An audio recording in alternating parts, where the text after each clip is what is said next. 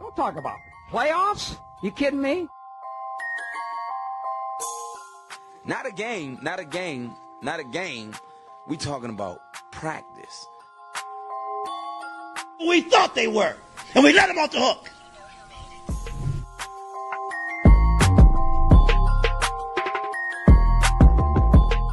Inside a different league, I'm coming. I'm flat out coming. It's my quarterback.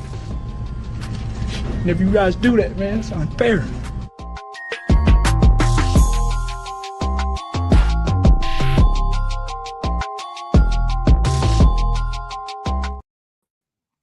Good evening, everybody, and welcome to this week's edition of the Sports Report podcast.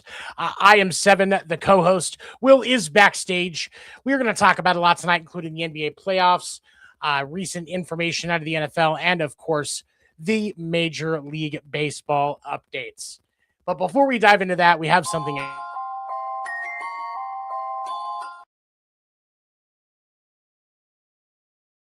Before that, we have something very serious to talk about. Sorry about the technical difficulties there, everybody. So I want to go ahead and bring our other guest this evening, Dan the Dick Warner. And then Will, this is an intervention. This is an intervention with your addiction to losing. It is very concerning to all of us because you choose to be so attached to catching L's. And we've got Endo here in support of you as well, because we're all here because we care for you, Will. We want to see you happy. And so because this is an intervention, I had to write a letter about how much your choices have impacted me. Oh my gosh. Now, Will, you're my boy. You know, Yes. I have a dream one day of being the funniest baseball analyst on the internet. Your choice to be a Mets fan and your addiction to losing teams hurts me because nobody will take my comedy seriously because of my association with you. You have tied yourself to the New Orleans Aints, who will be getting screwed by Mickey Loomis long after his retirement or death. You hold on to the Bulls tighter than a Cowboys fans hold on to the 90s. It's because This is true. Cementing himself as the Mickey Loomis of baseball. Or I'm sorry, as the Mickey Loomis of basketball. The worst of all, though, is your choice to be a Mets fan. That team operates like Stephen A. Smith built it. All that money spent, and they have the unmitigated gall to avoid success like women avoid Ando's dating profile. Oh, come on, man. Wow. Overpriced like Laura Cross video games titties, and people end up confused, angry, and disappointed when they see them. Hear my plea. Switch to being a Braves fan. They have at least the dignity of not blowing it until the playoffs. Most years. We love you, but your choice of teams is hurting us, and we need you to create distance with your addiction to losing and choose at least one winner. Bill, you can be a winner. You don't have to keep choosing L's like Kyle chooses to bandwagon teams. You deserve happiness and W's when you watch your team. We love you, Will. 7. Thank you. I love you guys too. Will, time. Kyle, you came in at the perfect fucking time. Thank you. Not to take anything away from Seven's beautiful eulogy, but I also have a small letter that I'd like to read. Yes, go ahead, Ed. Go ahead. Well, as the resident punching bag of sports reports, I haven't known that losing sucks. I would know. As a Mariners fan for 40 years, our team has never made it to a World Series, but at least your Mets have. And what the Mets are doing this season is making a stain on baseball. To lose 11 games in the fashion that they have lost makes me, as a Mariners fan, happy that I'm a Mariners fan even as we have not made it to the World Series. You need to pick a winner. Please follow Seven's advice. Amen.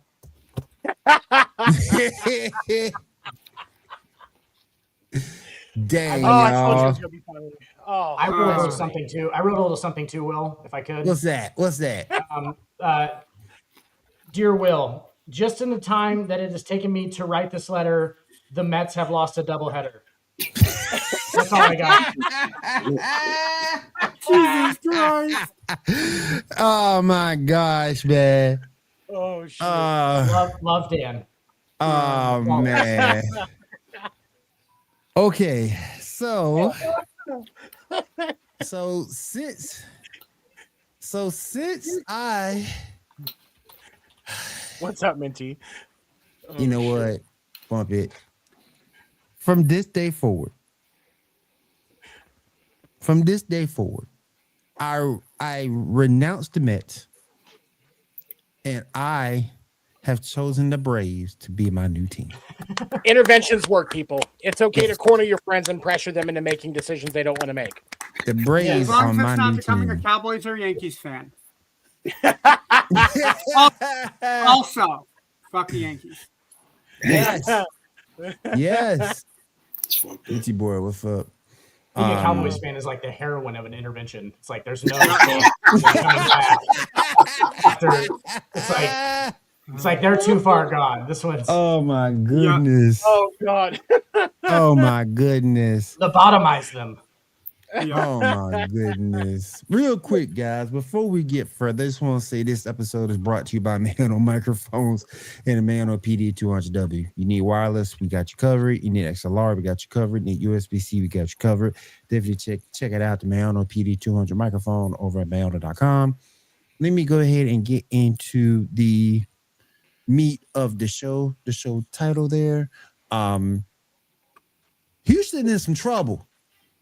And we talked last week that this should be a gentleman's sweep, but we don't know when KD's coming back. And you've seen some of these guys on the Rockets look to be frauds. I'd fit Shangoon.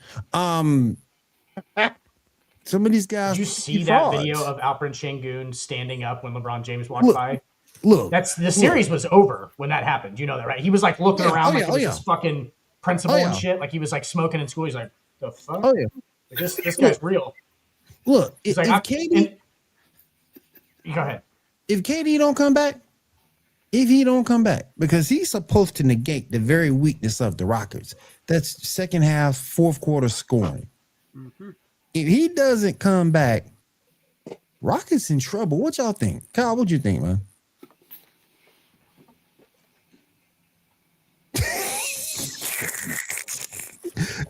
We confidently picked the Rockets last week. Yeah. Yep. I have no faith. They have no shooters. No shooters outside of KD. I don't see how they can win. I don't. If he, like you just said, if he does not play, if he does not come back to play, it is a wrap. Now, if they get swept, I'll be disgusted. Your point guard, you ain't got no point. Your main scorer gone. I'm sorry. Did somebody replace Dan with a billboard of LeBron James? Where is John? Where is John to defend this? He told me. Now, this is what he told me. And I ain't throwing shade on my boy, but this is what he told me. He told me he had to go play drums tonight. That's what he told me. Because the Rockets are getting drummed. I got the text to prove it, that he had to go play drums tonight. That's what he told me. I'm going to text his ass, too. So, you think John is drumming up the way the Lakers are drumming up the Rockets? Is that the excuse? That's what he told me. He had to go play drums tonight. I just told him to go have fun. That's all I told him. Well, you can't be having fun watching the Rockets get beat. I mean, I'm just saying. You know, I'm just saying. If the drums do have Rockets logos, that's how he can say Rockets in 5. Because that's by about the only way that's James. So by LeBron James and Luke Kennard. By LeBron James and the grace of 6'4", Luke Kennard, whitest guy ever. LeBron was able to do what LeBron wants to do. Get the ball, then give it to somebody else. That's exactly who he was able to do. Exactly the correct spot. There's a difference between get the ball and give it to somebody else and get the ball and give it to somebody else in the correct spot. Yeah, I'll give you that. Okay. I'll give you that. Okay. I'll give you that. But also, but hey, listen, I blame Houston. Slide. I blame Houston too, because Houston, they shot what, 27 more shots than the Lakers and lost? I think it's yes. This is my philosophy of the Rockets without KD. John's going to play the drums. Then he's going to need some tums, and we all are not bums because the Lakers are 5. Lakers are 5. But no, I mean, it's just you can tell how much of a different team this Rockets team is without KD on the floor. There's no threat. It's a lot like the Pistons when they didn't have Cade Cunningham for the final couple weeks of the season. Yeah. Detroit didn't look right, and even with Cade on the floor, the Pistons still didn't look right against the Magic. But the Rockets, the Rockets have an identity crisis without KD. Dan mad at us because we're talking about the inconsistencies of Houston. We here been talking about some. Well, the Lakers playing great. Why are you talking about the Lakers playing great? No, I'm not even. I mean, what I was going to say was a month ago, the Rockets played the Lakers and KD was on the floor. And if you guys watched that game, KD disappeared in the fourth quarter of that game as well. So I don't think that we have. I don't think we have KD that's 2016 KD. Yeah, that's not a guy. That's not. Sorry, 2017-18, where he matched up with the greatest roster, and then there was that whole shenanigan thing to beat LeBron in the finals. But that's not the guy anymore. Like that, he's like if you watch that game, he disappeared. Like there at the end of the game, there was no. They were pushing him around. He's not the same guy anymore. So I don't think it even matters with KD at this point. Like obviously, it's a whole different looking game without Luka and Austin Reeves on the floor. And weirdly, I think that the Lakers get worse a little bit with Luka on the floor. I don't know how, but I think it's weird. But without, it's just a weird look. I mean, obviously Luke Kennard. Come on, Amen Thompson. They're gonna need an amen to win this fight. Yeah. They need an amen to win the series for sure because there's that was not a good start. And Alperen Şengün, that series is over when you stand up like King Charles just walked into the fucking, you know what I'm saying? Like just in awe of the, I get it. Also, Alperen Şengün, not as big as I thought he was. He's like what, 6'9"? He's 6'10" is what he's listed at, but 6'9", he's also yeah. He's a bigger dude. He's got big shoulders. That's usually how he gets it, gets it done. It's just like the low post. He's like he's a strong dude down there. So that's how he's not the tallest guy, but at the same time, he's kind of, I don't know. He played smaller, I guess, from what I saw too. So I don't know, what the hell's going on there. But they obviously need KD, but I don't think it matters at this point. Honestly, I think it's Lakers and 2. I'm just kidding. Damn. I want to say this because there's one glaring stat from that game on Saturday that I can't look away from. The Rockets shot 38% from the field. KD ain't going to fix that. I'm sorry. Almost 30 more shots, but they made 5 less. Those are numbers KD's not going to fix that. Yeah, he might make it a little better, but when you're allowing the Lakers to shoot over 60% from the field and you can't even get above 40%, they gotta figure that part out, because if they don't get their shooting in line, it is going to be a score. Yeah, it's going to be there's no way around that, because that's atrocious. I didn't think the Lakers played particularly good defense. No. They have good defenders at most positions.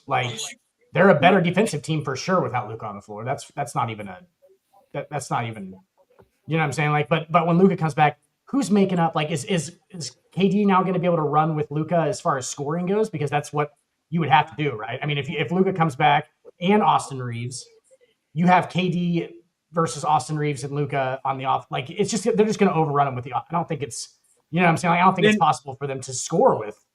They need another legit scorer. Houston needs another legit scorer. Even with KD on the floor, they need somebody that's dependable to put the ball in the hoop. They want Jalen Green back. Yeah. Looking at the game stats for game 1. I'm missing Jalen Green now.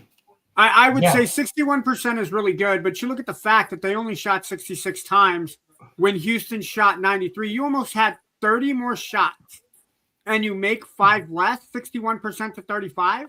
I mean, even Houston shot themselves a lot in the foot, right? 17 to 25 from the free throw line.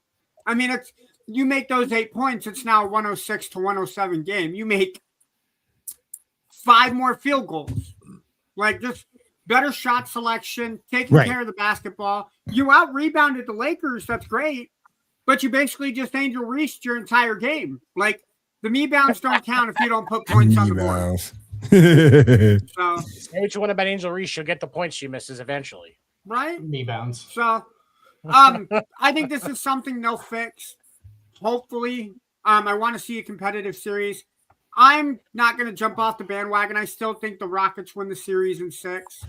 But if they lose in LA and make it down to nothing, Ime Udoka is going to have a lot that he's going to have to fix when they take it back to Houston for games 3 and 4. They fucked up. They should have got like an insurance policy for Fred Van Vliet going down. Yeah. You can't have you gotta have more than just one true point guard on your roster. You got Chris Paul's still available. He knows Houston. James Harden isn't there. Let him come back. I mean, they could bring back fucking Clyde Drexler at this point, and they're not going to win the series. So it's not. Damn. Well, because if Clyde Drexler comes through the door, he's going to be old and run down. Folks. He's going to be sick. Yeah, I'm talking. No, let's get 92 Clyde Drexler out there, and I still don't think they win the series. KD gonna do what? Gonna roll them hose. You gotta be there first. He gonna roll his ankle? Like he got in order to roll the hose, he gotta roll in the gym first. No. It's all good because he's got those burner accounts. He'll just say it wasn't him. Easy peasy, lemon squeezy, baby. And then too, you also gotta look at the fact, will Luke Kennard play like this again? This might be a one and done. Well, that's fine. As long as the Lakers have until they get Luka and Reeves back, LeBron just needs 1 or 2 people to step up a game. It doesn't have to be the same person every game. If DeAndre Ayton finally decides to put on his big boy pants and play some defense, and he puts up a 20-15 to help out LeBron, I think game 2 is going to be Rui. Is going to be Rui Hachimura. Yeah, is going to be the dude. The thing that LeBron has right now going for him is that as long as someone, it doesn't have to be anybody in particular, as long as somebody steps up, he's going to do what he does. As much grief as I give LeBron for not being the best basketball player of all time, again, I think it's Jordan. LeBron has a knack for performing when he needs to, and as long as he has a sidekick to his Batman, he's fine. No, of course, I agree. So, and he almost forces that change though, because now they're going to cover Luke Kennard harder in game 2. Yeah, and that's like Dan said, Rui's going to have a coming out party, and Rui's going to drop 4 or something like that, like some whoever like 30. it doesn't 2015. He's got the position to play. He can do 2015. Well, and Ayton had 19 in this game. Yeah, if they're not going to cover Ayton out in the post, if you're not going to put actual defense on Ayton, he's going to drop 20 to 25 on you. I watched it happen all the time when he was with the Suns. Like that's why is because they wouldn't cut. That's why he looked so good in that scheme, is because he wasn't covered as much as he has been recently.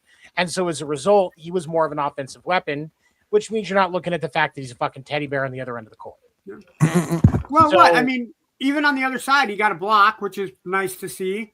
He's 7 rebounds tall. Yeah. If they're not going to, but if they're not going to force DeAndre Ayton to play hard interior defense, then why would DeAndre Ayton play hard interior defense? He loves to be a little bit further out there. Like you're talking about him being a teddy bear and shit. If nobody's going to make him be a dog on the inside, why would he be? That's perfect. That's perfect for DeAndre Ayton's defensive ability, is to just step out a little bit. Like he's a big, agile dude. Like, he might not be the best. Like, you know what I'm saying? Like, and that's Alperen Şengün's thing. That's Şengün's thing. Like Şengün's thing is taking dudes into the post and bullying them. So Alperen Şengün, take fucking DeAndre Ayton. If he's such a big teddy bear, take him into the post and score on him. You know what I'm saying? Like, and bully him around.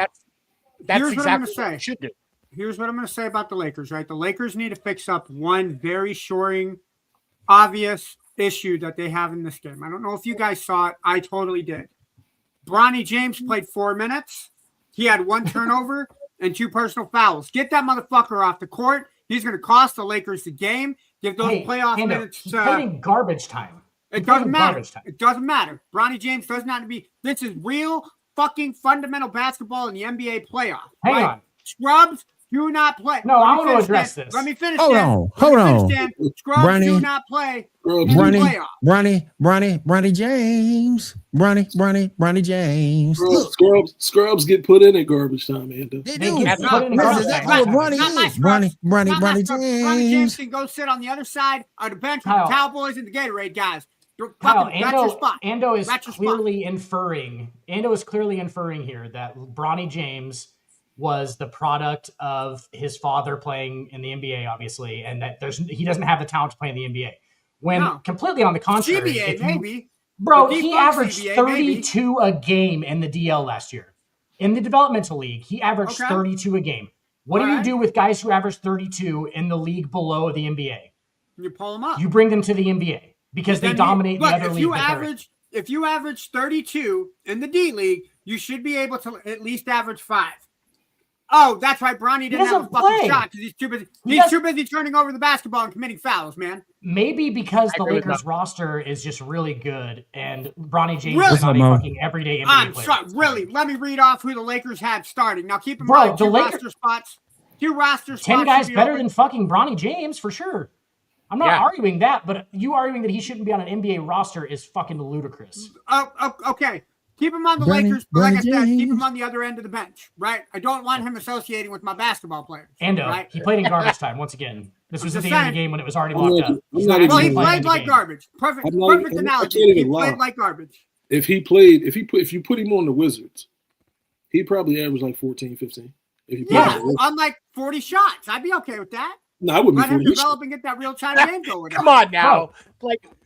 He might be more efficient than his top. I just want to kill the narrative that Bronny James would not be in the NBA. You guys are right. I'm hating on Bronny James. Well, I don't like. There is a narrative that he wouldn't be in the NBA without his dad, and I think that's ridiculous. I think that he has NBA talent for sure.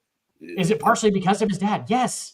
Like, duh, you can't separate the two and then go, oh, well, he wouldn't be in the NBA. Part of the reason he's in the NBA is because LeBron's his father. Yes, but not because of not because of politics. You know what I'm saying? I don't think that's. I will concede this. I would much rather watch Bronny James than LiAngelo Ball. I would much rather prefer that. LaMelo Ball? No, LiAngelo, the third ball brother that nobody knows. Yep. The one that couldn't make it. If Katie doesn't play Lakers sweep, if he does play, they still win, but in 5 or 6. I think that's an accurate assessment.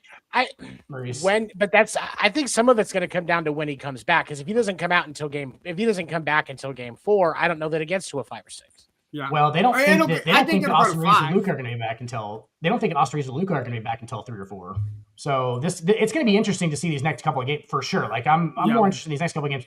Like obviously when Luka and Austin Reeves come back, it's going to be like, dude. I mean, I don't know. It's just the weirdest offensive team ever. But look at it like this: if the Lakers go up 3-0, Austin Reeves and Luka don't have to play. They don't have to play. They can just let it go until just get one in the next. Yep, just get one in the last couple, and then move on. Yep. And then you got to break. If you're up 3-0, you let him sit. If it goes to the point where you're down 3-2, you bring him back into game 6 and close it out. Yeah. But otherwise. No, there's no point. Rest him and use him in the second round. Yeah.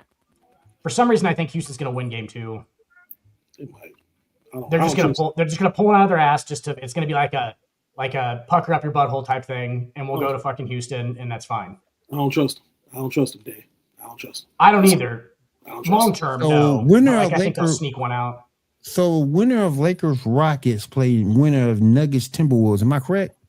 No, 4-5 would play 1-8, so that would be Thunder and Suns. Oh, okay. So it's the Thunder. Okay, so it's the Thunder. Okay, well, there's your answer. Even if they pass, they're getting spanked by the Thunder, so it's all good. Nope, the winner of the Nuggets and Timberwolves will take on the winner of the Spurs and Blazers, which will be the Spurs. Which will be the Spurs. We all know that. Bro, do you know how good the series with LA and fucking Oklahoma City is though? Just for all of that's all that defense in Oklahoma City and like all this number one good seed series. What you talking about? A good series? It's a good series. No, it's a great story. It's a good story. It's a great story. It's a sweet too. Look, I got It'd be a great story that last week when the Thunder win Yeah. five. I'm not saying the Lakers are going to win that series. I'm just saying it's going to be interesting. Yeah, it's going to get real interesting. It would be that, and again, the Nuggets and the Spurs would probably be the most watched games. Yeah, those will have the ratings will be high as shit watching those two series. Until it's most likely what Oklahoma City, San Antonio. Yeah, I would argue that Minnesota, San Antonio would also be a really good series. I don't think so. I think so. It's not good. I don't think it's going to be that, but yeah. Nah. Real quick. I don't see it. I don't think so either. Because I don't think Minnesota got anybody for Wemby. Well, no, but I mean, it'd be nice to see Stephen Castle. Nobody. And then you gonna see Rudy Gobert. You gonna see Rudy Gobert just get abused on defense. Just get abused. Look, he's been choked out by Draymond Green. I think just get abused. Draymond might come out the crowd and choke his ass. You never know. You never know. I hate this motherfucker. Ow, get his ass. Lights go out. Hey, Draymond's podcast music comes on as he walks out. His ass be out. Oh god. He's just wearing a white 23 jersey, no team. He's just coming onto the court to play. He gets lowered from the ceiling with a fucking trench coat and a baseball bat. Crow steam, boy, crow steam. I don't care what I don't care what y'all say. I don't care what y'all say. Julius Randle's a bum. That's a bum. I don't care what anyone said. That's a bum right there. Mo says Lakers versus Thunder. Yeah, it is a short series. It's a sweep. Well, you know Draymond Green is coming from a fishing pole. They're gonna pull his ass out of a lake, Magic Carp looking ass, and that's how he's gonna show up, what jersey and all. Yeah, Magic Carp looking ass. What up, Seven? Whoa, Magic Carp. Magic Carp looking ass. Pokemon Battle Music gonna show up as Draymond Green just flops on the floor. Splash, splash, splash, splash, splash. So wild Draymond Green, what's he doing here? Pokeball go. I have a question. Has anybody told Tim Duncan that he looks homeless in his dreads? Yo, wait, wait. Me and my boy. I saw a clip. When they panned to him in the crowd the other day. I thought he was high. He looks fucking baked out of his mind. Timmy had a fucking spiritual awakening, dude. Timmy had a spiritual awakening. He looks like fucking King Ezekiel from The Walking Dead. He been hanging out with Brett Favre. He been hanging out with Brett Favre a little too much. Bro, dude. He's been hanging out with Aaron Rodgers too much. He probably he probably hanging with both. He probably hanging with both. No, because none of the Spurs staffers have gotten dick pics via Polaroid, so I don't think he's been doing that. And he's not pounding fucking Coors Lights with. Oh no, Timmy catches strays. Dude. Oh man, let's talk. Ezekiel. Let's stay over. Shiva on the sideline. Let's stay over in the Western Conference. We got the Nuggets over the Timberwolves, 116 to 105. Is this a sweep, gentlemen? No. I'll say 5. I'm gonna say it's gonna go 5 games. Gentlemen, I think it goes 5 or 6. 5 or 6. I wouldn't be surprised if it's a sweep, honestly. My first reflex, but yeah, gentleman sweep is realistic. Like I say, I'll be right back, guys. they can get you. Maybe they can. Maybe I don't know. Anthony Edwards might get you one. Maybe, yeah, that's what I said. Yeah, he might get you one. Yeah, he might get you one. But see, I'm press Angel Reese. I'm excited for this Wemby and Jokic matchup. Yeah. We got to get to that. I just want to see it. Does anybody else think it's weird that Victor Wembanyama dunks it and his feet are on the floor? Kind of freaks me out a little bit. He just catches alley-oops, and at the end of it, he's like pointing at the other dude while his hand is on the rim and his feet are on the floor. It's like his toes are literally still. Like his toes are like stuck on the court when you dunk. He technically kind of travels on some of them because I think the ball doesn't go through the rim before his feet touch the ground on the other side. And so I think he kind of travels, but they don't call it because it's it just throws it through. Yeah. Mo says isn't healthy. This is over. It could be. It could. Like I say, they second score trash. Rudy trash.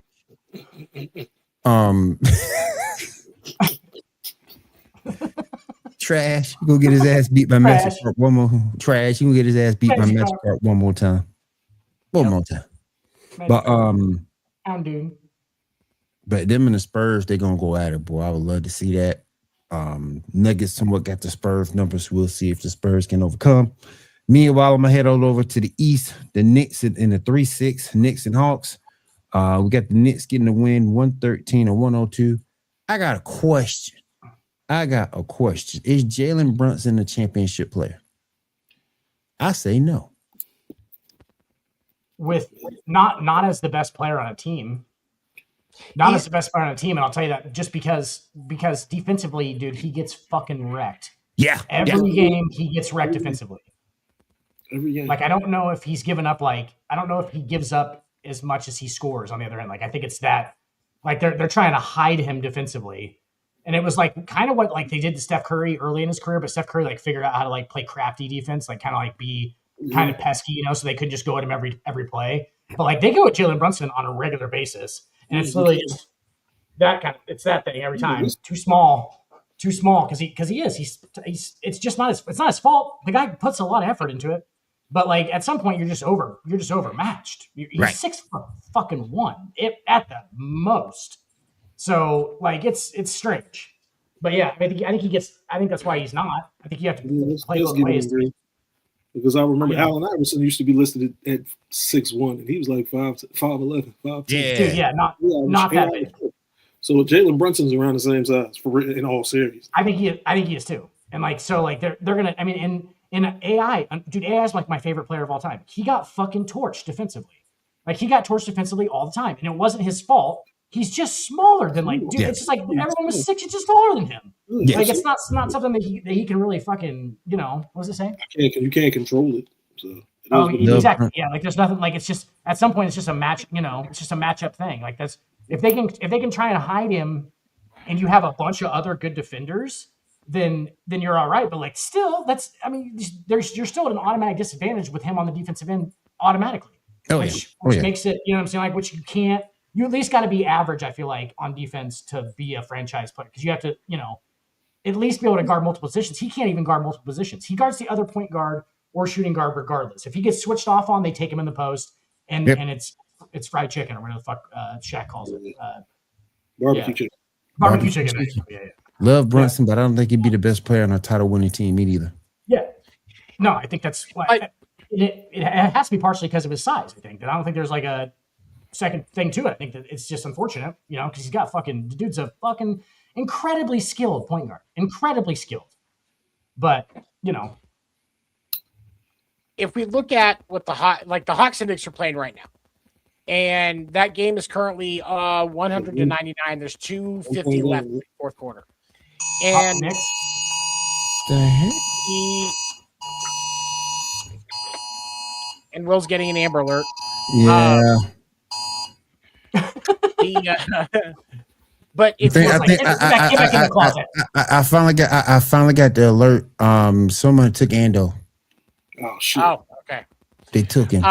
Should we be concerned? Yeah, we need to be concerned. They took him. They'll give him back. It'll be all right. They'll give him back. 2:43 left in the game. Jalen Brunson has 23 points, and he's the leading scorer on his team. Wait, what? Okay. He's the leading scorer on the Knicks right now. What the fuck? It's right at it's. I think they're within a point of each other right now. So, for me, like the way that I look at this is, Jury, what's up? What's up, Jury? He can't be the franchise player. He's more of like a 2 or a 3. There has to be somebody better on the team, and they need, like you guys said, they need better defenders around him, so that his weakness defensively isn't as bad. And like you look at tonight, he is 8 for 22, 2 for 8 from 3. He's only had 2 rebounds. Like, you're not really getting a lot out of him. And he's not playing like a franchise top player. He's playing like a 2 or a 3. He would benefit from like a Jamal Murray Jokic situation. Yeah. And you think you would have that with Cat, but Cat's not nowhere near Joker. What did John call him? A soft ball holder? John always calls him a soft ball holder. So yeah, Cat ain't it. That ain't it. Shout out to Cat. Hey, girl. No, again, no, he is. He's a slow foot. Like he's kind of slothy a little bit. He sloths with the ball a little bit. He is. He definitely is. Yeah. Yeah, it's like the kind of the big steps, and he's just huge. I mean, it's almost like him and Jalen Brunson have like the opposite problem. Like it's like Cat's like too big for his body. Like he thinks he's a 6'6" guy. Yeah, he is. Yeah. Selectively great. Yeah, I mean, he's a good player. But if you don't think that he's kind of liability defensively too, because of that slopiness, yeah, like if they could just go like the Julius Randle trade with Minnesota and that whole obviously the Cat thing, like that worked out to be one of the weirdest trades ever because like I don't think it almost didn't help either team, but it didn't hurt either team either. It's like right. They canceled each other out. Yeah. Yes, they like literally like became the other team. Like they were like, oh, that's like now there's like Julius Randle and he's like fucking Anton Jameson, left-handed Anton Jameson is what I always call him. And like he's kind of just like that. He's not going to be your number one. He's just going to be a complimentary guy the whole time. But hopefully that's not what Cat is. Cat's got talent to be a number. You know what I'm saying? Like a 1 or 2. But yeah, like he's selectively aggressive. That's I don't understand. The Hawks have a lead. What I don't understand, how the hell you a big man and you settle for that many 3-pointers? Well, look how many big men do it now, though. That's true. Yeah. Look at how many do it. And it's like the post game. analytics. It's like with the inner positionless basketball, it's like the post game and back to the basket game. It's like a thing of the past. Yep. Mid range and inside the basket are gone.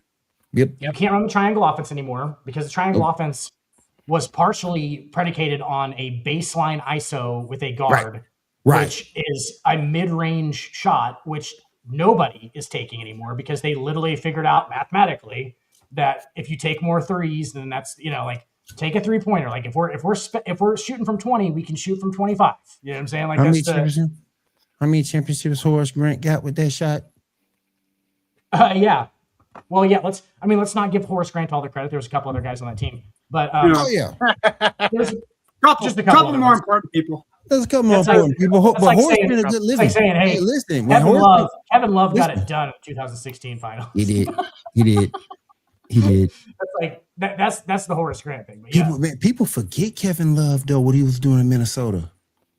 Bro, Kevin Love in fucking Cleveland for those was like a good player. Like I liked him. Like he was instinctive. Like he wasn't what he was in Minnesota where he's averaging like 25 and 15 or whatever the fuck he was doing. But like, yeah, he was a great player in Cleveland. I liked him a lot. But he was Horace Grant type though. Like he wasn't he was just giving us rebounds and getting an alley-oop dunk every once in a while and shit. But like, somebody gets you some 8-10 boards a game, 13, 14 points. Sure.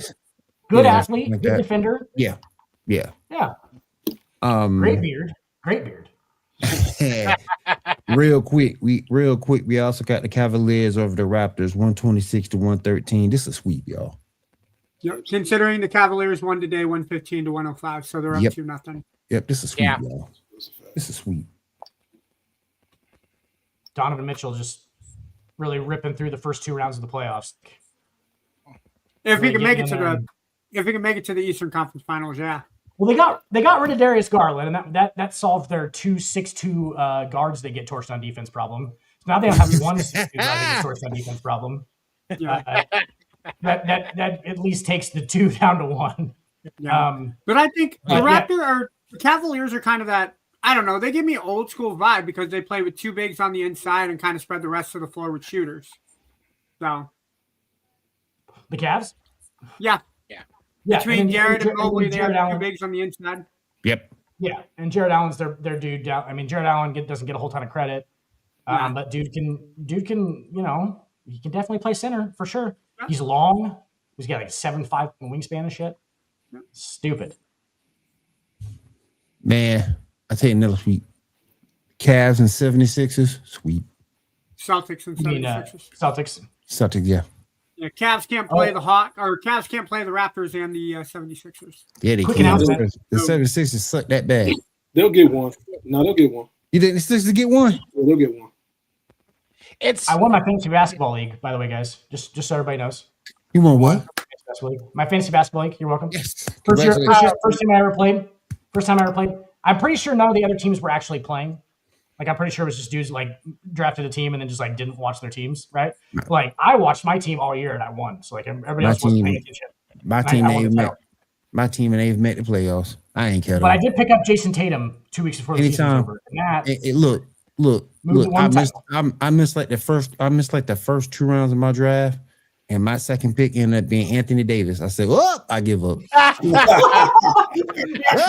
the same thing I did. You're like, analytically, all the rest of the teams in my league were just doing this. Well, you were probably in my league. I was in the wide network.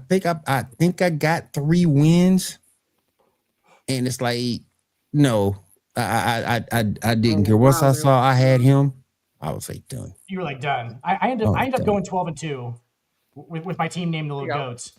But that was also because like every team I played against had a dude that was like injured and their starting lineup and shit. I was like, this doesn't seem fair that I'm just picking up W's from dudes that aren't paying attention to their fucking game. But like, yeah, no. The reason I said that is because Jason Tatum. Good point, Mo. Came back for the end of the year. Yes. Good point, Mo. Good point. Right, and Joker's is not a traditional post game either. Joker's is a much evolved version of like what Tim Duncan used to do. It's like a very much like more like spread out shooter involved version of what Tim Duncan used to do, essentially. Yeah, which is like high post, run the break. He's smart as fuck. He's an unbelievable passer. Like and he's huge for one. Like that's the thing people will look at. They're like, he's a big boy. Guy's 7'2". That's a big boy. 300 some pounds. Like he could be an Alperen Şengün type guy and score 20 and 10. That's a big boy. But he decides to be a pivotal. And he doesn't get in center. trouble in the offseason. He just goes back to Siberia and plays with his goat. Hey, that's a cool thing. Horses. He probably has goats we don't know about. Hey, I'm gonna tell y'all another thing. I ain't gonna say nothing, but me and Mo told you about this one. Them Pistons lost to the Magic 112-101. Me and Mo told y'all Detroit ain't that team. They're not that team. I don't think so either. We had a similar conversation. Knicks just hit a 3 to make it 107-106 Atlanta with 7 seconds to go in the fourth. Fuck the Knicks. Fuck the Knicks. I said it last week. I'll say it again. Fuck the Knicks. But them Pistons, me and Mo tried to tell y'all. Me and Mo tried to tell you. Look, Cade can go off. If ain't nobody behind him, if he ain't bringing nobody with him, they can lose. And that's exactly what happened. That's all you have to do. Let him pop off and just spread everybody else. Keep everybody else choked out. Cade can't beat your team single-handedly. So that's all you got to do.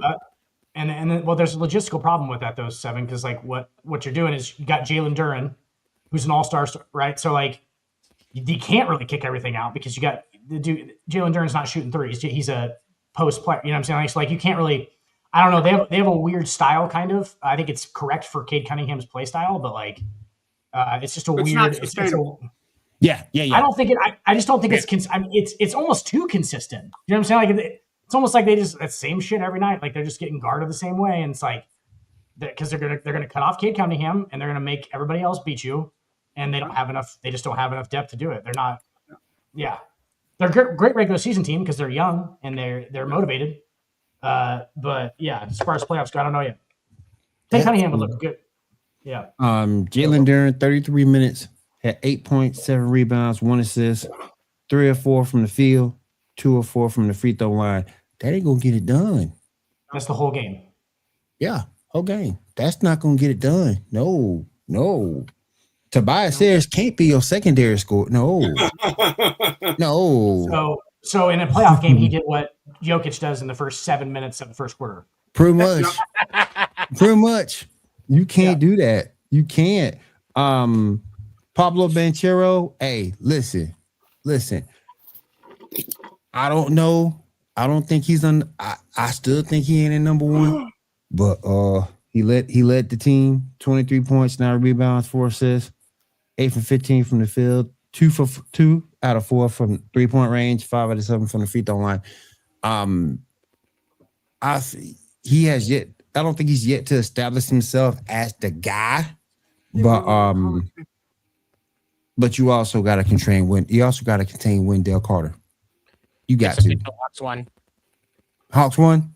Hawks won 107-106. Good. I'm watching it on Peacock right now. Yeah, I saw the final because they had a timeout. New York had a timeout to use, and I don't think they used it with 5 seconds to go. They just ran it up the court.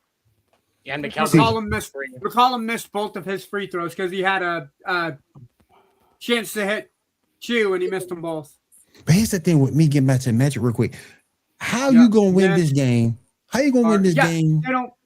They don't call a timeout. Oh, yeah. You should. Fuck you, New York. You should call timeout. How you gonna win? How the Magic gonna win this game with Desmond Bain, Mr. Let It Rain? That fool shot 7 for 20. Hey, your answer is Germanic, Will. It's Germanic. And they still won. Franz Wagner, my friend. Franz Wagner. Yeah. He picked up the slack. Won 19 points. Yeah, he picked up the slack. 19 points for sure. Yeah, he had like 12 or 13 in the second half, maybe in the fourth quarter. But yeah, the German two-step, baby. I'm not saying that Detroit gonna lose this series, but y'all better get it together. Because the Magic playing with house money. Yeah, they don't for do sure. Shit. They win game 2. Out there just trying to dunk on everybody. Yeah. Oh man, they're a solid team. Yeah, they're man. Not gonna make it out of the series if they win it, but I don't think. Oh nah. Cause nah. We already talked. We're already talking about the Thunder and the Suns, 119-84. We didn't talk about it, but we don't need to.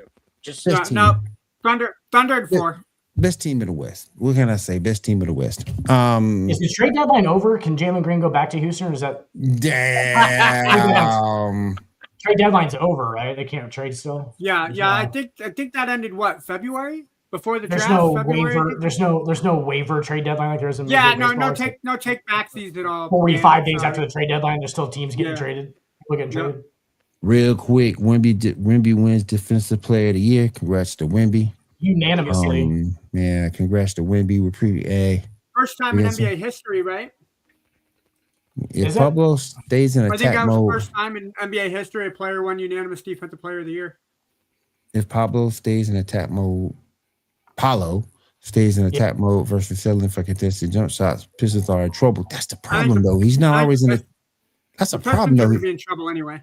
That's the problem, though. He's never always stays in attack mode. He's not consistent. That's the thing with Powell.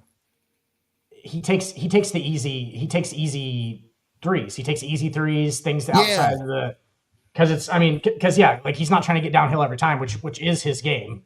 Because he's a fucking great athlete, is what it is. Like he's just a he is. I'll give him a great that. penetrator. I mean, so the breaking down of the Defensive Player of the Year voting. Victor got all 100 votes for first place. Chet Holmgren got second. Yep, Chet Holmgren got second with 76 of the 100 second place votes, followed by Asor Thompson, Rudy Gobert, and Scotty Barnes as your 2, 3, 4, 5. Let me ask y'all a question. What if the Knicks lose this series? You're surprised? Hoo-wee. You know, expectations were on the Knicks to win. Isn't it always in New York? The Jets are expected to win, and the Jets are a dumpster fire. Boy. I have a question, though. Hold on. Before you go, Seven. Will, remember who your old baseball team is, right? Yeah. Second or third highest payroll in all baseball, and you're losing 11 straight? But look, I'm just saying. Look at the emphasis on the Knicks. They gave up all those picks earlier in the year to help them try to facilitate at least winning the East. And if you don't make it past this series, man, Mike Brown, Josh Hart, trouble. I think you're blowing it up too early, man. It's only 1-1, right? If they go back to New York down 3-1, I think then we have that conversation. But it's you're 2 games into the series. You still have technically 5 to play. You got 5 to play. You're right. I think the Knicks end up winning the series. I just want to see them lose. My night goes better when they lose. Yeah. If the Knicks were to lose the Go ahead, Seth. If the Knicks were to lose this series, I think the only logical answer is because you've changed the coach now and you're not getting anywhere. So I feel like either Jalen Green or Cat is in a different jersey next year if that happens. And then we execute Michael Dolan in public. James Dolan. Because James Dolan needs to get executed. Look. Okay, so you got rid of Tibbs. You kept telling us Tibbs the problem. You got Mike Brown up in there. Miles Bridges up in there.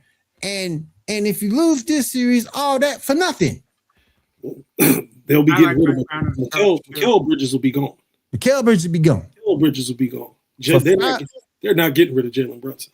Cat will probably. No. I think it would be Cat. I think it would be Cat over Brunson. But yeah, Cat would be gone before Brunson would be. And Mikal Bridges would be gone too. 5 draft pick, 5 first round picks for him. Oh, and what's that dude? I cannot remember his name. They picked him up from Utah earlier in the season, early before the season started. I cannot remember his name. Forward from Utah. They brought him in to for Minnesota, right? Or for New York? Yeah, they picked him up from free agent. They picked him off free agent wire from Utah. I cannot remember his name.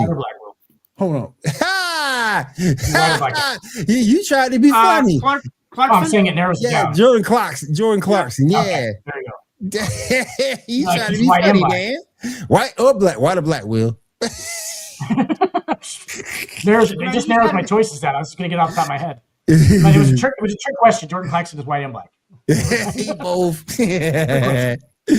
He both. But no, they brought him in to give the Knicks more bench scoring, which I don't see that he's done that. So if you go out and lose this season, boy, what's next? Who you gonna blame now? Bro, Clarkson's like a fucking like a jump starter for your car off the bench. If your offense is like, you know what I'm saying? Like if your offense is a little bit stagnant, like if your offense is shaky. Jordan Clarkson creates his own shot, right? Like that's a role. He's a role player. Like that's, you cannot expect him to be out there on the floor for 35 minutes. Like I believe he was last night. I don't know. You can look that up. Like he was on the floor a lot last night. That's not like Jordan Clarkson's a 20 to 25 minute guy. How much did he play? He played 11 minutes today, went 3 of 6 and got 7 points. I don't trust Detroit, but give me Park. Let me look at Saturday's game. Hold on. I don't trust Detroit, but give me Branchero and Tobias over P. Will any fucking day. Nope. Both are stuck with P. Will.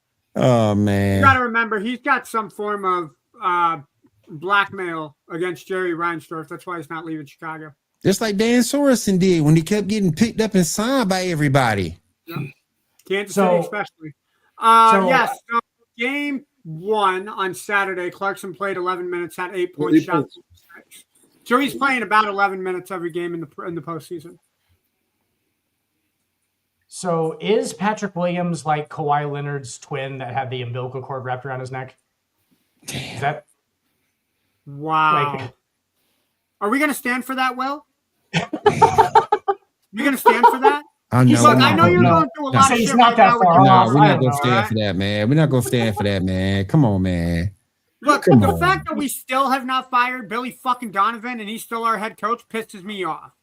Like, you waited 2 weeks to get your new operator of basketball that you're talking to people from Minnesota and Denver, which are 2 places to hire from. I will give you that. But you still have fucking Donovan and you still have Pat Williams. Like, you cannot have a proper rebuild unless you get rid of both of those items. I agree. What is Jerry Reinsdorf been photographed doing is the real question here. Yeah, no. What has Jerry Reinsdorf been caught doing that somehow Brent Donovan and fucking Patrick Williams have pictures of it? Is he just out like pulling his dick out like in public and shit? Possibly. Like, what is he doing?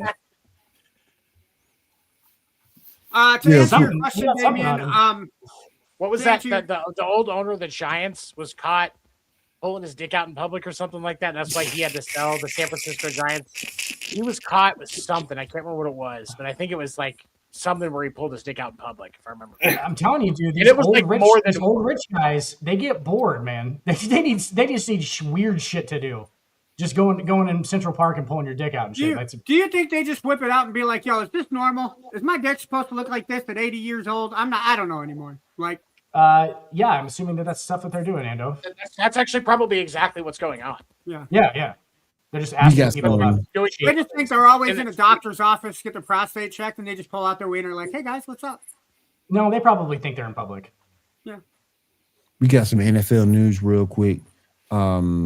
The aforementioned Dallas Cowboys just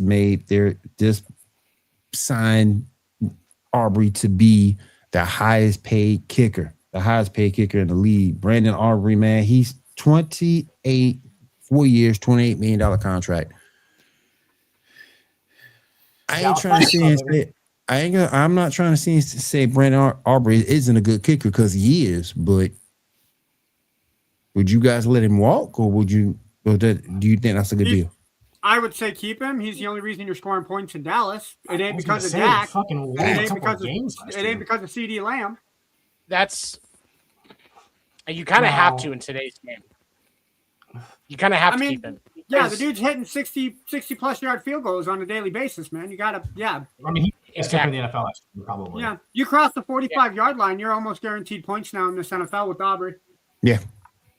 Plus he fits he's got the cannon leg, like he fits the Dallas. You know how they want the fastest guys, and whether or not it translates to them actually being good, they don't really care. It's just the flashy stuff. He has the potential to be the next version of Justin Tucker. He just has to avoid the same physical therapy regime, and he'll be fine. Or avoid Jerry Jones, because Jerry Jones is going to give him like a massage therapist. Fucking Jerry Jones to do that. Stop it, man. Honest question. Brandon Aubrey, how hot are these massage therapists now? Because this is a lot of these guys. Like, I'm just saying, I mean, let's not look at smoke and think there's not fire for a reason. Dan, okay? Dan, are the massage therapists getting too hot? Is it hard not to masturbate in front of them? That's really the question that we have to ask ourselves here. Is that as a hot-blooded American, I'm going to say I usually can control myself, but if there's a busty redhead as my massage therapist, you might go Dak Prescott or something. Yeah, exactly.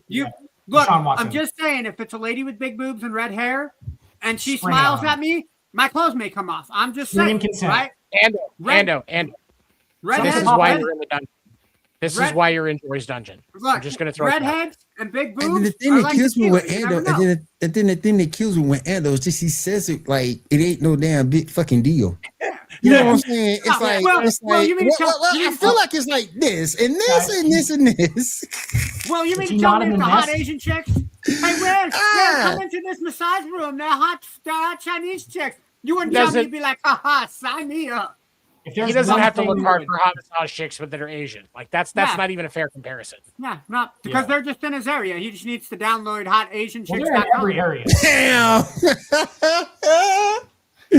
Hey, Trent Williams, lineman over from San Francisco, signed a $50 million deal.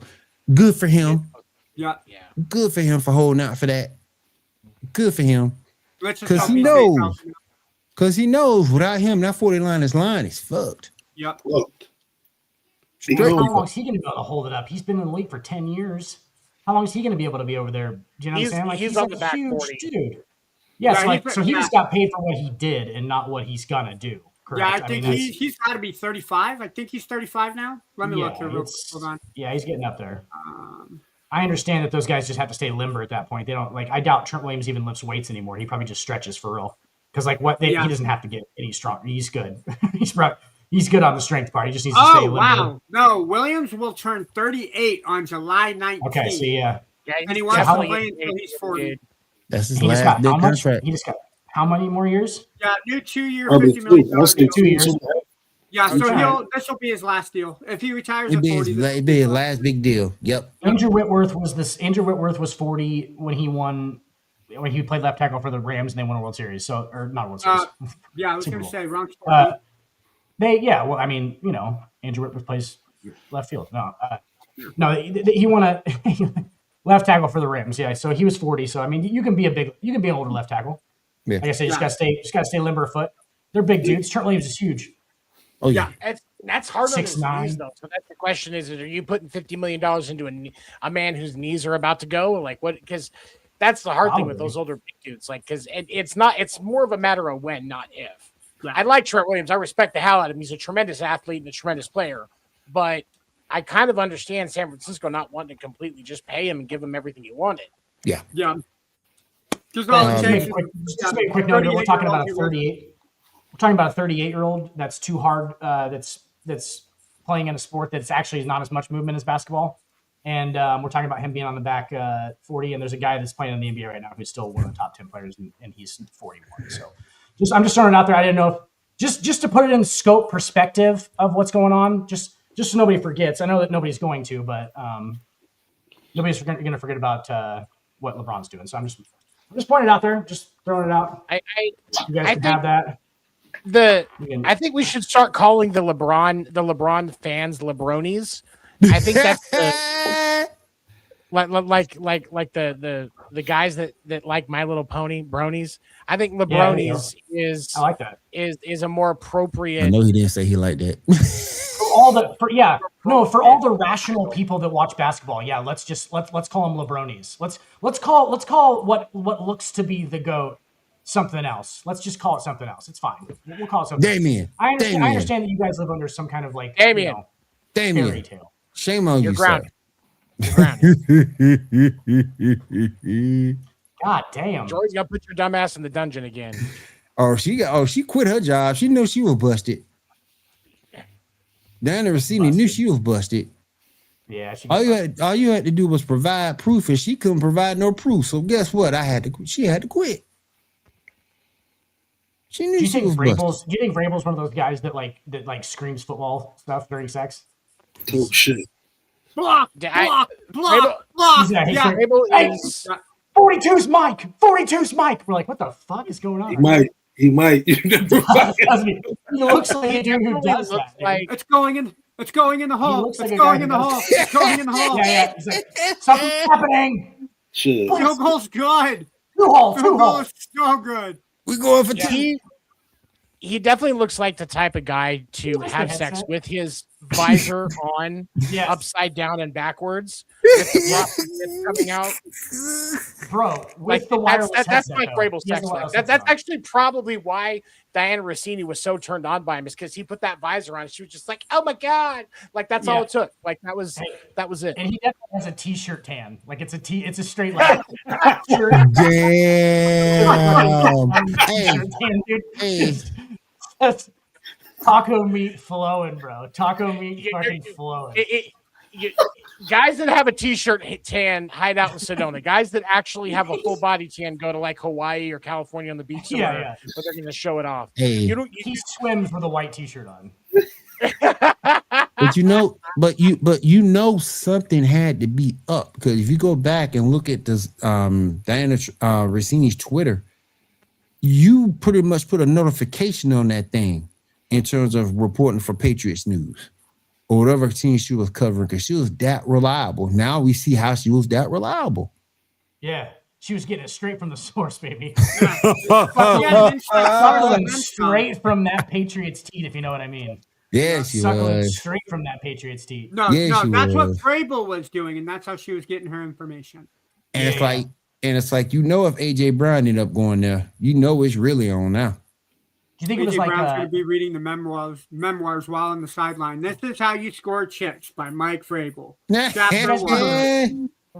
guys remember Batman Forever, where Jim Carrey makes that thing that like snaps onto your head and all the knowledge goes in from like all the TVs, right? Yeah. You think it was like that with Vrabel's wiener? It was just right in her mouth, and it was like she just suckled all of the Patriots fucking like just came in through the. She was downloading that. Injury reporting. But look, I feel for both of these spouses, man. That's a hard conversation. That's a hard conversation on the real. Hey, listen, Will. This man is turning down outrageous amounts of pussy. Is he not? He's the head coach of an NFL team. So, let's not judge him by the mistakes that he makes. Let's judge him by the amount of pussy that he turns down. Okay, let's be honest. The Tiger Woods theory. I like the approach. It is the Tiger Woods theory. Like it's always the Tiger Woods theory with professional athletes, is it not? It should be. I mean, that's fair. Let's not judge this man by the amount of pussy that he. I mean, Diana ain't that bad. Up about. Diana ain't she's that no bad. Joy Taylor, but Yeah, she ain't no Joy Taylor, but she ain't that bad. no. You know, she ain't. Joy Taylor or Mina Kimes. Whew. Yeah, she ain't nowhere up there, but she ain't. No. Hang on real quick, Daniel. Let's delve just deeper into I'm about to say that, Jury. Mina Kimes, I'm about to say that. Turning it down. Yeah. That's what I'm saying. He's not turning it down. He's not. Yeah. Right? But I'm saying but he did. I mean, with that, he obviously with Diana. Yeah, David, you stupid. Damien, she's going to put your ass in the dungeon and take the fucking wheels off of your wheelchair. Like that. That's what she's going to do. I don't even have to write you up. Dory's just going to She's gonna take chain care of your HR work. Redisable you. She gonna chain you to the door, Damien. She gonna chain you to the door, Damien. And last move, I talked about this in our chat when the move went down. I liked it, but no, I don't know. The Bengals pick up Dexter Lawrence from the Giants for the number 10 pick in next week's draft. What does Dexter Lawrence play on offensive line? I He's can't remember. He's the defensive tackle. Defensive tackle. So the Bengals are still getting everything but a fucking offensive line to protect Joe Burrow. Are you fucking kidding me? Nope. Why? It makes no fucking sense. So they have a broken down Lamborghini, right? That's Joe Burrow. And rather than fixing the engine, they put new tires on a broken car, right? That's the wide receivers and T. Hagen and Jamar Chase. They got a decent fender for it, right? That's the running back, Chase Brown. Now your defensive lineman, right? You're going to put pressure on the quarterback. That's great. That's your windshield, right? So all you need now is a linebacker, which is going to be the interior, and you got a working car that does not fucking work. Fix the off. This is why Mike Brown, fucking dumbass for the Bengals, he and Jerry Jones went to the same fucking community college of incompetence. Because they don't know how to build a fucking team. I will say this, though.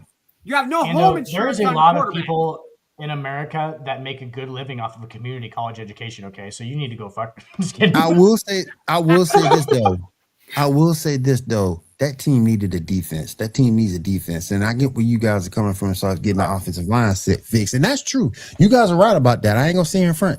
But that team needed defense, number one. And number two, they probably like Dexter Lawrence more than any rookie they could have got at 10. Yes, exactly. Let me say this, hold on. Go ahead, Seven. Go ahead. Sorry.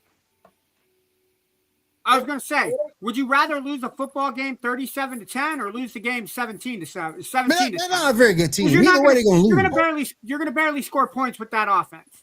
Yeah. Hold on. Why are you not? We're gonna win the If game. you don't like anybody at 10, and I completely understand it, especially with looking at this year's draft class and offensive line options. Because I think was that the one kid that's looking like he's going to be like top 5, top 6, Ruben Bain or whatever his name is. Yeah. Like that's really your top, probably top 15 talent for offensive line. Trade back, get extra picks for now and in the future that you can use and still get somebody in the offensive line that you can. Because there's offensive line talent in every draft in the third round that is just as good as the guys who get picked in the top 10. There's at least like one dude, two dudes that go in the third round that are just as good an offensive linemen as the guys who go, top 15. It happens every. Francis Maguia from Miami is the first offensive tackle. He is projected to go number 5. And then inside the top 15, you do not have another offensive person until 16 with Monroe Freeling from Georgia. So and then you got a guard, I'm not even going to pronounce his name, from Penn State. And then you got Caden Proctor from Alabama. So in the top 20, you have 4 or 5 guys. I'm with 7. Trade back, get young offensive linemen that you can train and work with Burrow. But they had 0 interior defensive line, though, too. I don't think it's. That's really all they need when you look at it. The offense itself, if we're just going offensive weaponry, they could put 30 up on you any game. As long as he's upright. He has to be upright. Right. We need 2 offensive linemen for all series on the interior. Right. That's all they need. Yeah, I think and I still look, that defense got to be fixed too. And they've done some defensive signings in free agency this season. They've done that. William Mafe, Jonathan Allen, they've done some additions. I don't know how good those guys are going to turn out until we see what the chemistry is. But they're trying to retool that defense and get better on defense. But I do agree with Seven. You got to get the offensive line fixed at some point. You got to.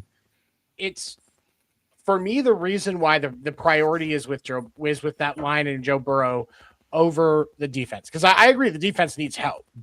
But you have invested a lot of money into Joe Burrow. Yes. And every season that he's injured, they're paying him to sit on the sideline and he gets closer to her. He can just turn down deals and walk away. And you get nothing for him because you're building around him, but you're not actually building around him. Like, it's great to have all these cars and all this fancy shit at your house, but if you don't have a gate to protect it, people are just going to walk away with your shit. Yeah. I just had this conversation. I had this conversation with my little brother. We make fun of the Dallas Cowboys all the time. Everybody does. They're a running joke. I can say this right now. The play is not – when we see Dallas and they fuck up, it's not all Dak. It's just the Cowboys. No, it's not. I think if you take Dak Prescott, put him in the same situation as Matthew Stafford or Tom Brady, go into a team with receivers and a decent defense, Dak will win a Super Bowl. Joe Burrow is going to get to the point where he's going to look like Dak Prescott, same shit, and he's going to win out. That's all they're doing. Yep. Don't get him anymore. If you don't fix the offensive line, he's going to want to leave. Then what? You're starting over from ground zero. And Kyle, Dak's kind of always had a good offensive line too, which is like, you know what I'm saying? Like their offensive line is usually top. The Cowboys just cowboy. That's right. Cowboy. It seems like they have some kind of like weird curse on it.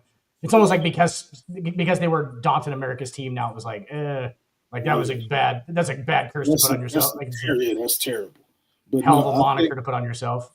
I think that them getting their Cincinnati's defense has been ass for decades. It's never really been good. Yeah. It's never really been good. We've watched games where it's been like, okay, they can't stop a fucking nosebleed. Last year, they couldn't stop. Well, not last year, the year before. They couldn't stop shit. They had to score 35 and pray that them getting a defensive player, okay, cool. But upper management knows what the problem is.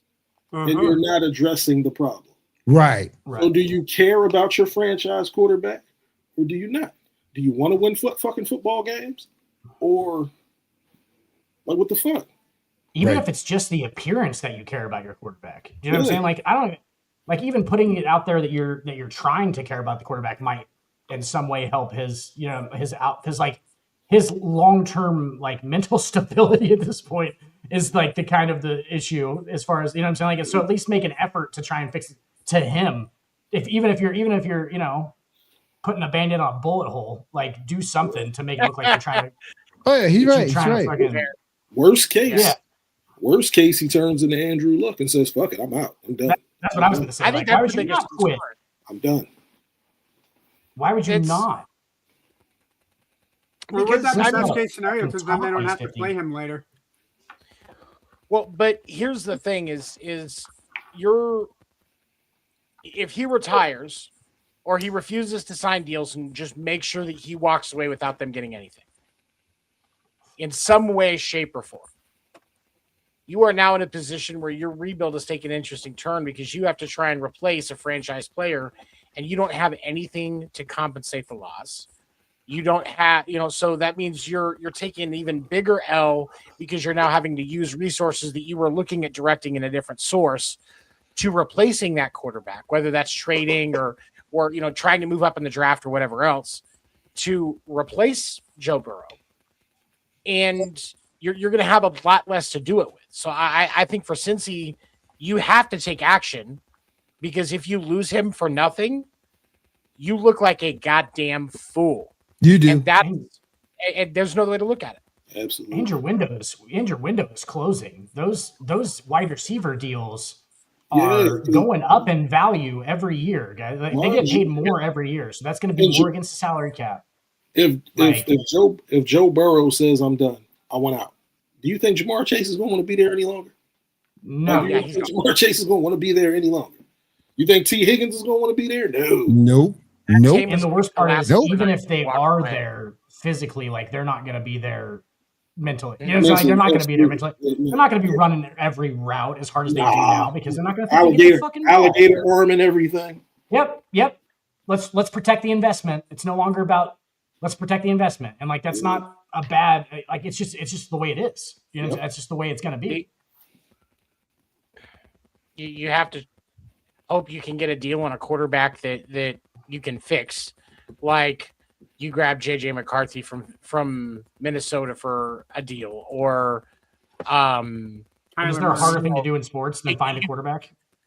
You grab, you let Andy Reid fix Justin Fields, and then you grab him and hope you can put him as a starter. Like, you have to pray something's going to work. You have to take a long shot because you don't have the resources to grab a true franchise quarterback if you lose your franchise quarterback with zero compensation for losing. You could always just trade up and take Dylan Raiola. Sorry. I just had to throw that in there. He should have stayed in Nebraska, man. I hate that he went to Oregon. Dude, it's all right. It's all good. He was that was a weird thing. We fired his uncle. That probably wasn't the best start. Probably but not. Yeah, Dylan, if you want to stay, your uncle's not going to be in the program any longer. He's a piece of shit. But yeah, like that wasn't a good start on him going to Oregon, I would say. And now he's the third string quarterback at Oregon. He's not even going to play. This is Wayne. So you got something. Yeah. Oh yeah. All right, Kyle, man. All right, Kyle, man. We better talk some baseball, and then we get on out of here, man. You got anything you want to say to close this out? Not really. Like I told you earlier, I got this packing done. I'm going to LA Thursday. A friend of mine, she's a makeup artist, so she's gonna be working on set for a movie. So she's renting a house. So she's renting a house. She said it would be cool for me to bring my son out, and he will be 21 on Monday. So that's what we'll be doing for the next 5 days. We will be that's dope in LA. Partying in LA. Let's go. After that, probably next? Yeah, I come back Wednesday. Then next Friday morning, I go to Mexico for a wedding. So hell yeah, bro. How old were you when you had your son? I tell you what, 25. I'm there. You don't look if you guys, when you guys are down in LA, there's a spot that my wife and I went to. It is I'll have to send you the name of it. But first of all, it was one of the best like cafe type spots to grab grub closer to the beach down by Venice Beach. Mm-hmm. And then from right there, you go up a couple of blocks. There's a dispensary right by it. Just throwing that out there. And you get down, you got the beach right there, and you're like a mile from Santa Monica Pier. And that's actually where my wife and I had our honeymoon. It's amazing right there. There's a couple of really good other spots right there for food. And again, like I said, you're a mile away from the pier. So if you got, I'll send you the name of that place. It's Other than that, fellas, y'all have a great week. You too, man. Appreciate you coming through, man. I'll get with y'all not next Monday, the Monday after. Okay. All right, good work. Thank you, brother. Appreciate, man. All right, y'all. Later. See you, man. All right. Seven, I'm gonna let you take it over. What we got going on in MLB, my friend? Well, you know what? Other than the Mets. Other than the Mets. We should start off with the Mets. For those of you that missed the beginning of the show, weren't quite aware, the Mets are on an 11-game losing streak with the third highest payroll in baseball. Just think about that for a little while. Anyway, I wanted to quiz you guys. I want to do something a little different tonight. I looked at the statistics for success rates for the ABS challenge system. And I want to start by seeing if you guys can guess the top 5 teams by like successful percentage. No, don't looking at anything up. The top 5 teams for like success rate of ABS challenges. I'm going to start with I have one question. Is there any like sort of thing that will tell it, like give us a hint? Is it like, what does it correlate to? I guess that's my question. Like, is it good management? Is like a good manager like what gets you fucking, you know what I'm saying? Well, so you got to remember that I know one of the top teams. I know one of the top teams already. I probably know 2 of them. Are the Yankees and the Royals on there? The Royals are actually number 1. The Yankees are not. I knew the Royals were I knew the Royals were up there. because Salvi Perez is like fucking 90% or some shit. Salvi Perez is Mariners? Actually, Salvi is okay as a catcher. Salvi is at about 76%, which is probably close to number one. Fourth. Mariners. Okay. Is it Cal Mariners Raleigh? are not in the top 5. Okay. Cal Raleigh is not in the top 5 of catchers. Yeah. It's gonna be a bunch of guys. It's gonna be a bunch of guys that we don't know. I would say that. Let me see here. I would say Dodgers. It's not in the top 5. Ooh, no. Wow. Okay. I'm looking at catchers right now. So I'm looking at fucking basically defensive catchers. So is fucking Red Sox? I'm gonna guess Red Sox. Nope, not in the top 5. No. Really? No. The Red Sox are horrible. At defensive catcher. They're fucking terrible. They're kind of terrible in general. But is it Baltimore? Baltimore. Not on the list. I'll give you one. I'll give you one. No, their catcher is not in the top 5. And now, okay, let me clarify. For top 5 for catchers, I'm looking at 10 or more challenges because there were a few catchers that were like 2, 3, 4, 5, 6. Yeah. Somebody who plays every day. I'm looking, that's and these are all and like for catchers, they're all everyday guys. But for teams, I will give you one. Will your Mets actually do one thing correct, and that's challenged with the ABS system? They are the 3rd best team when it comes to challenges for ABS. Seven, I'm going to correct you. Correct you. His old team, the Mets, did it correct. Old team, yes. That's right. Yes. He's now a Braves fan. Okay. Yes. How about the Braves? Are the Braves on the list? Yeah, no, Braves are not in the top 5. Oh. Which is crazy because Drake Baldwin is insane. No, White Sox are not. Okay. Just give us the list. Okay, so number 5 is D-backs. Number 4 is the Cubs. The Mets are 3. The 2 are the Reds. And then the Royals are the best team in baseball when it comes to ABS challenge system. So your top 5 catchers. Got it. Yes. Your top 5 catchers with at least 10 or more challenges. Number 5 is Victor Caratini with the Twins. Number 4, Salvi. Yeah. Number 3, Hunter Goodman with the Rockies. He's a 76.5%. Number 2 is Carson Kelly of the Cubs. He is 81.8%. And then Dylan Dingler of the Detroit Tigers, 11 for 13, 84.6%. And those are, ironically, probably some of the best defensive catchers in the game, obviously. They just know where it's fucking at. And then batters, your top 5 are Munetaka Murakami of the White Sox, Xander Bogaerts of the Padres is at 4, Ivan Herrera of the Cardinals is at 3, Teoscar Hernandez of the Dodgers is at 2, and the Polar Bear Pete Alonso is your number 1 for hitters. Pete Alonso plays for Baltimore now, right? Yeah. Yep. That's it. And I think if I remember correctly, looking at the teams, the Orioles I think they were just outside. It's right. Oh no, they missed Pete Alonso at all. The Orioles are at 14 for a 14th ranked team for ABS. The rest of your top 5, number 6 is the Cardinals. Number 7 is the Tigers. Number 8 is the Padres. 9 is the Rangers. And 10 is the... Where'd it go? I just saw it. Where did 10 go? Who was it? How far are the Red Sox down the list is my question. Not great. 26. Okay. Almost last. Check. The Yankees probably aren't that much better. They're probably in the teens, I'd say. Yankees are 18th, so they're really not too much better. Yeah. I can't see what 10 is. Are 2 number 9s or something. This ranking is stupid. Okay. But yeah, so it is having an impact on the game. The success rates are definitely going to be a track stat. I wouldn't be surprised if for these guys that are younger that are coming up on arbitration hearings in the next few years, if they don't start using the success rate for the challenge system as something that holds against them, and you're immediately going to see younger players challenge it less because it's just like with younger players not stealing as frequently. They're going to be real appreciative of your success rates, but those ones that you missed are going to be held against you in arbitration. So a lot of agents are going to be telling those players, don't do it. Just don't and challenge I it at think all. Yep. Just don't do it because unless it's like a true, you need this situation, because otherwise it can hurt what you're making. And I wouldn't be surprised if very soon they're tying those success rates into things with bonuses and stuff.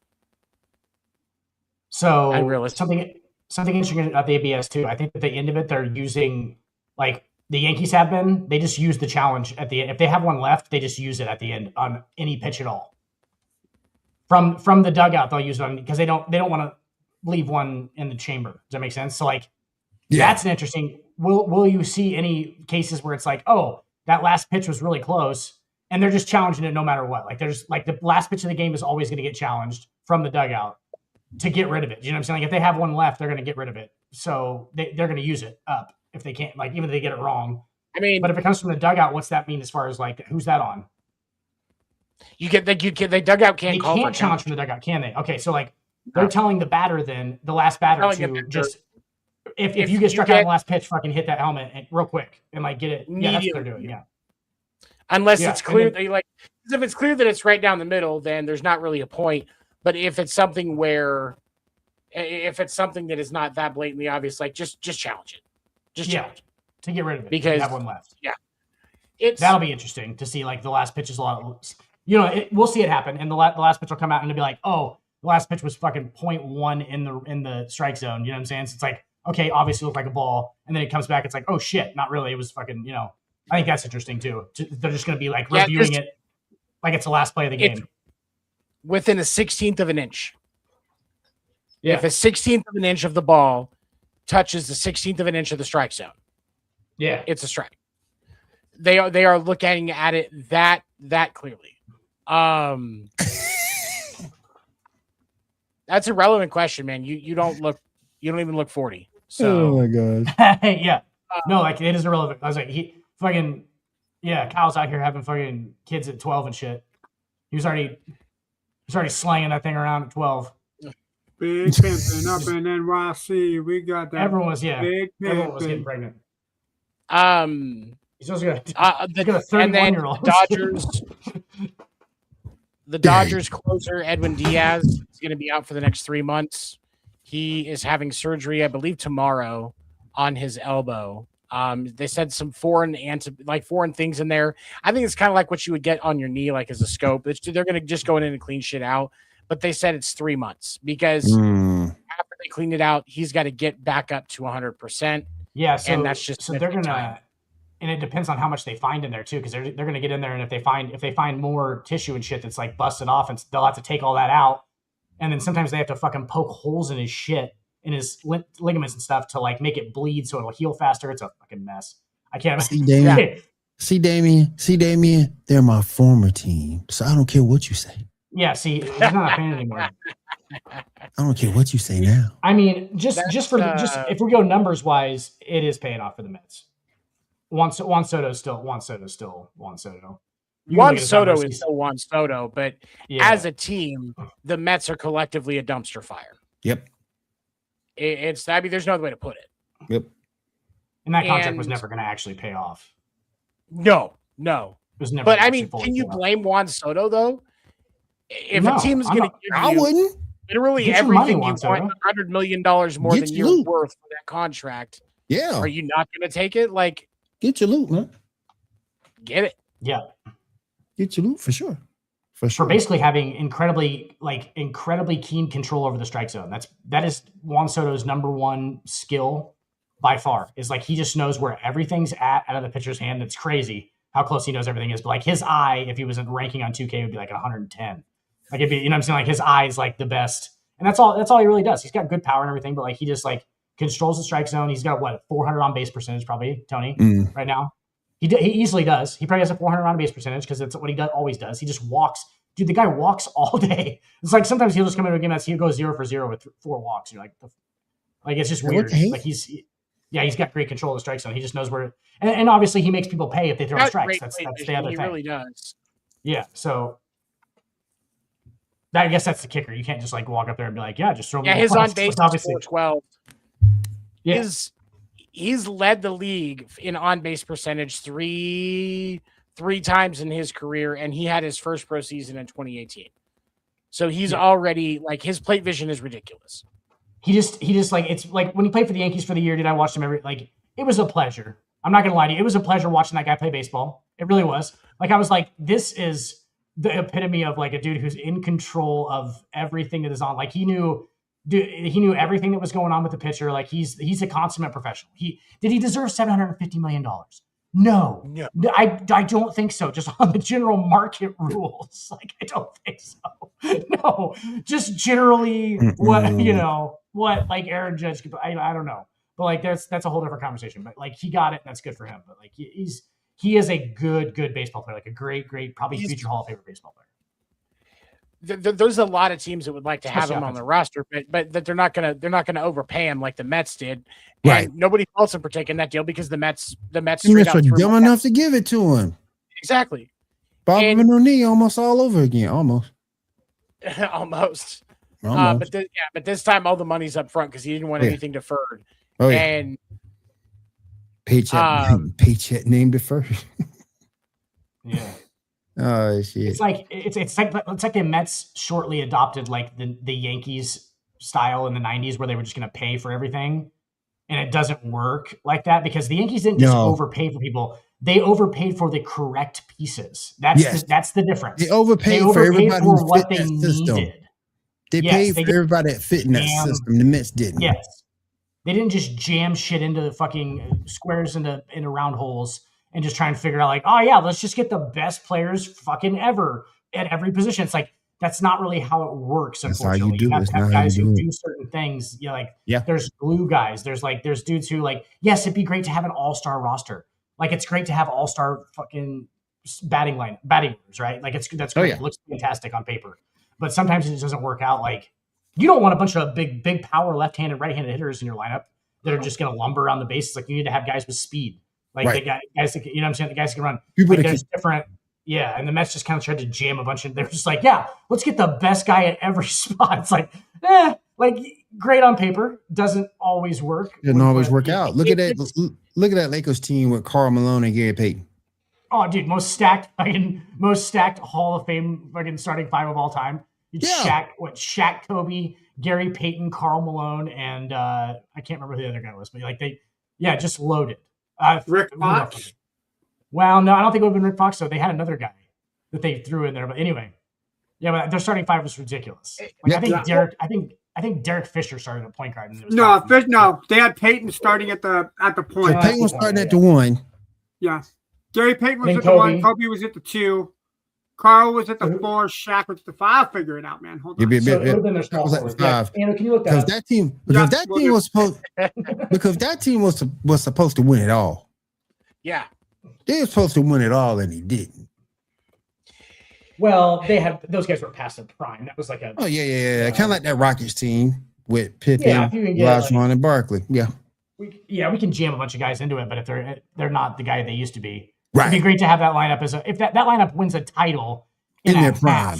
If you can win 2 titles in 1 year, they win 2 titles in 1 year if all those guys are in their prime. Yeah, for sure. Right. They probably win 75 and fucking 7 or whatever. Yep. Like, yeah.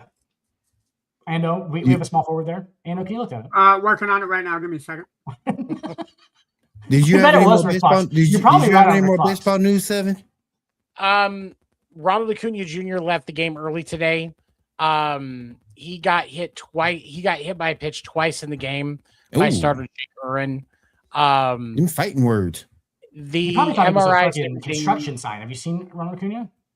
He looks like a fucking. He looks like one of those reflective construction signs that you put up on the set. Me body shaming. How's that legal? No. I'm saying like he wears. Dude, he just wears fucking. No, he wears like the most neon green I've ever seen a player wear. Like he looks like a fucking green screen running around the. It's hilarious. It's fantastic. I like it. He wears a lot of neon green. It's weird. But MRIs and stuff came back negative, so he might just be out a game or two recovering from getting hit. And probably being, hurt. Okay. Yeah. Okay. and the mid-90s, but damn. but other than that, everything's relatively stabilized right now for the league. Nothing super crazy going on right now. So Boston well, had their 11:10 a.m. start today for Patriots Day, and I believe they won the game. Of course, I can't remember.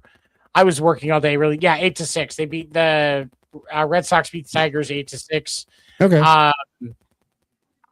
And I think Boston goes to Red Sox Yankees starts tomorrow. So yeah, Wednesday night on Podcast Name Deferred, you're gonna get to see me and Dan talking a whole bunch of shit.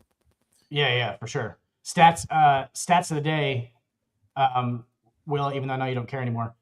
Stat of the day is the New York Mets have 16 home runs this season, and Ben Rice and Aaron Judge, the Yankees 2 and 3 hitters, have 17. So just to That's a damn give you that shame. stat. That's a damn shame. That's a damn shame. For the final Damn, that the man. Lakers had against the Pistons in that 2004 series, the Lakers starting lineup for most of that series was Kobe Bryant, Gary Payton, Shaquille O'Neal, Karl Malone, and then they had Devin George started the small forward. I remember And Devin then now. For one of those games, they had Slava Medvedenko. Slava Medvedenko. Slava Medvedenko. Medvedenko started for free. Years. Probably just smelled terrible. Yes. The other players that they had on that team included Brian Cook, Rick Fox, Kareem Rush, Brian Wilson. Brian Kareem Russell. Rush was on that team. I forgot about that. Yeah, Kareem Rush, Brian Russell, and Luke Walton. And not only are we not talking about Slava Medvedenko, we also going to talk about later on down the line. We had a Tiago splitter. We had Tiago for the Splitter. Spurs. Yeah. But look here. There was another one. Look here. We're gonna look at the worst player of all time. He had small hands and small feet. That no good Cookie Monster, Kwame Brown. I thought we were talking about Ryan Scalabrine, bro. I thought we were talking about white boy Ryan Scalabrine. You know what? No. Scalabrine was at least successful. Yeah, he was. Who was it? Ryan Scalabrine played in like a game 6 for the New Jersey Nets when people were fouling out, and he scored like 12 points in overtime and helped the team win. It was me. It was fucking Marty Scorsese and fucking Brian Scalabrine. Brian Big Ball Scalabrine is what we called him. Fucking me and Marty Scorsese and Big Balls drank a fucking whole keg of Sam Adams Boston Lager. I'm going to go ahead and bounce out for the night. You guys have a good night. All right. We'll talk to you later. Peace, boys. Take care, Ando. Later, man. All right, you guys. If there's nothing else, that's going to do it for us here on the Sports Report podcast as well. Want to say thank you to Man on Microphone sponsoring the show. We do appreciate you as always. Thank you for having us on Wire to Wire. We appreciate you guys. And 7, go ahead and take us on out, my friend. We want to thank you for checking out Sports Report Podcast tonight. We appreciate you. Make sure to like, comment, subscribe. We are a part of the Wire to Wire Sports Network. Wire to Wire Sports has shows morning and evening every day, hosted by individuals that want to share their experience and their opinions with you. We appreciate if you engage in the chat, share it with your friends, help us to grow as a network. We will be back here next Monday night, 10 p.m. Eastern on all Wire to Wire Sports Networks. You can catch Dick, myself, and Ando Wednesday night, 10 p.m. Eastern on the on Podcast Name Deferred, talking all things baseball. So please join us. Thank you for checking us out tonight. Have a great night, everybody. Tiago Splitter. Slava Tiago Splitter. Medvedenko.